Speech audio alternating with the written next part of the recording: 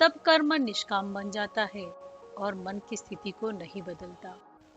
भगवत गीता अध्याय 2 श्लोका नंबर 45। त्रैगुण्य विषया वेदा निस्त्रैगुण्यो भवार्जुन निर्द्वन्द्वो नित्यसत्वस्थो निर्योगक्षेम आत्मवान। हे अर्जुन, वे तीनों गुणों के कार्य का वर्णन करने वाले हैं। तू तीनों गुणों से रहित, निर्द्वंद्व, निरंतर नित्य वस्तु परमात्मा में स्थित तथा योगक्षेम को न चाहने वाला और आत्मपरायण हो। अब हम देखते हैं इसका शब्दार्थ क्या है। भगवान अर्जुन को यह समझा रहे हैं कि वेदों में बताए गए कर्मकांड और नियम मुख्यतः प्रकृति के तीनों गुणों से जुड़े हुए हैं और इनका उद्देश्य भौतिक सुख या फल की प्राप्ति है।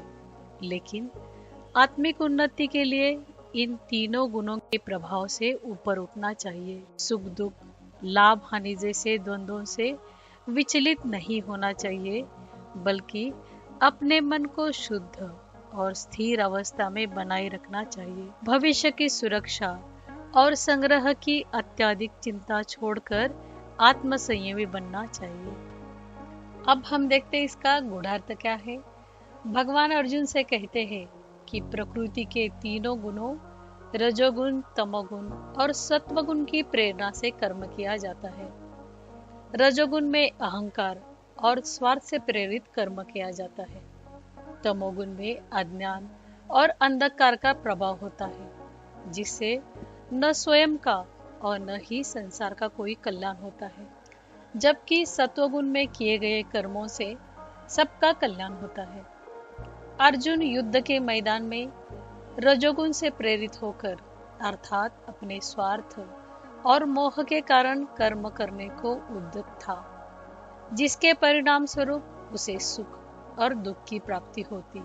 इसलिए भगवान उसे निस्त्रैगुण्य होने की अर्थात निष्काम कर्म करने की प्रेरणा देते हैं, जिसमें कर्म के फल सुख दुख के बंधन में नहीं बांधते। निष्काम कर्म में कर्म का उद्देश्य न तो स्वार्थ होता है और न ही अज्ञान, बल्कि अपने वर्ण और आश्रम के अनुसार अपने कर्तव्यों का पालन होता है। ऐसे कर्मों से बंधन से मुक्ति का मार्ग प्रशस्त होता है।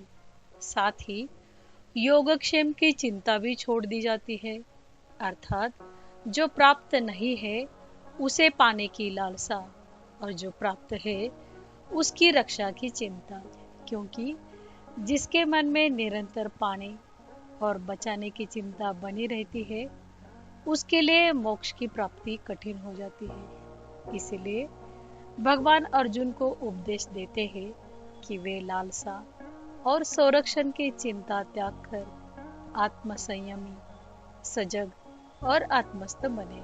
अब हम देखते हैं इसका संबंध क्या है। इस श्लोक का संबंध पिछले श्लोक से है, जिसमें भगवान अर्जुन को यह बताते हैं कि जो अविवेकी पुरुष पुष्पित वाणी से मोहित होकर भोग और ऐश्वर्य में आसक्त हो जाते हैं, उनके अंतःकरण में निश्चयात्मिका बुद्धि नहीं होती। अब हम देखते हैं इसका निष्कर्ष क्या है। प्रकृति के तीनों गुणों के प्रभाव मन की स्थिति को बदलते रहते हैं। ऐसी अवस्था में जब कर्म का निर्णय लेना हो, तब हमें उसके फल के लिए नहीं, बल्कि अपने वर्ण और आश्रम को ध्यान में रखकर करना चाहिए। जब यह समझ विकसित हो जाती है, तब कर्म निष्काम बन जाता है और मन की स्थिति को नहीं बदलता। इसलिए सही समझ के लिए शास्त्रों का श्रवण, मनन और उपयोग आवश्यक है। तो कैसे लगा आपको ये श्लोक? अगर श्लोक पसंद आया हो तो वीडियो को लाइक करें, आपका एक प्यारा सा कमेंट करें और अगर चैनल पर नए हो तो सब्सक्राइब ज़रूर करिए। और ऐसे ही हमारे साथ बने रहने के लिए बहुत बहुत धन्यवाद। मिलते हैं अगले नए श्लोक के साथ, तब तक के लिए थैंक यू।